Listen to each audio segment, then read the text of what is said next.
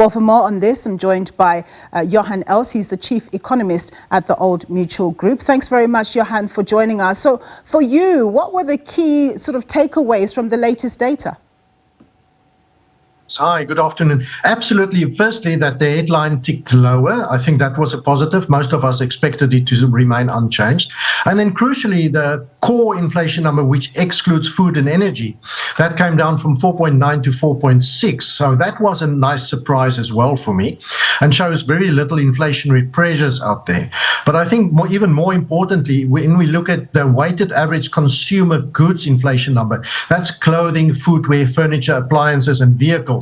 That came down from an already low 4.2% in March to 3.5% in April. And that shows me that there's virtually no demand push inflation in this economy. So yeah, absolutely. The headline is kept high by petrol price increases and external cost factors.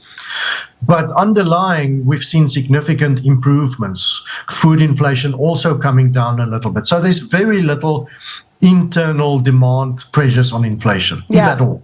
Still on the issue of food inflation that you mentioned, I see that's been coming down for 5 consecutive months, which is positive.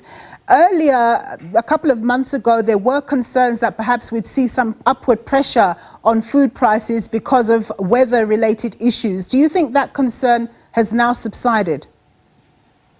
No, I don't think so. I think there's still lots of concern around the potential impact of El Nino, a lower maize crop than last year. So maize prices have gone up significantly. Fortunately, wheat prices have come off. So at least the weighted average grain price has eased, and on a year-on-year basis is still very low, around zero. Nevertheless, there's still ongoing risk on the food side, as there always is, because it's a seasonal issue and we don't know when a drought or a flood will come. So food remains a risk. But perhaps, as you suggest, less of a risk than what we thought before. Yeah. So one of the areas that was surveyed for the particular month was the area of hospitality.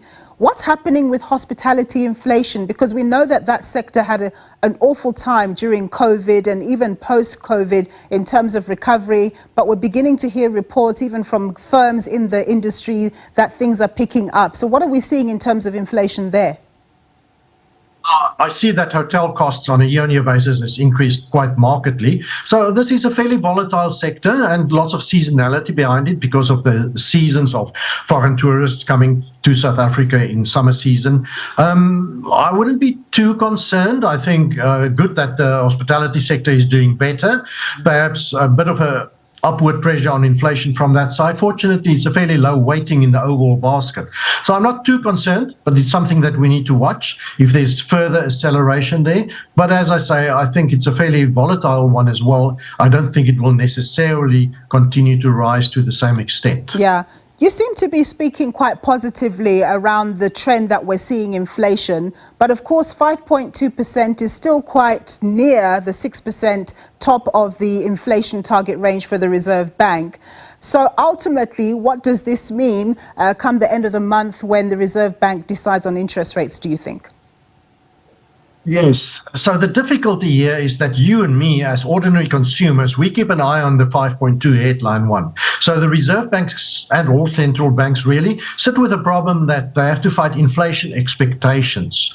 Because when we walk into the shop and we see prices have gone up, we accept that because we expect inflation to remain high because that's what we see out there. So the fight against inflation expectations because of the impact on actual inflation is a very important part of a central banker's job.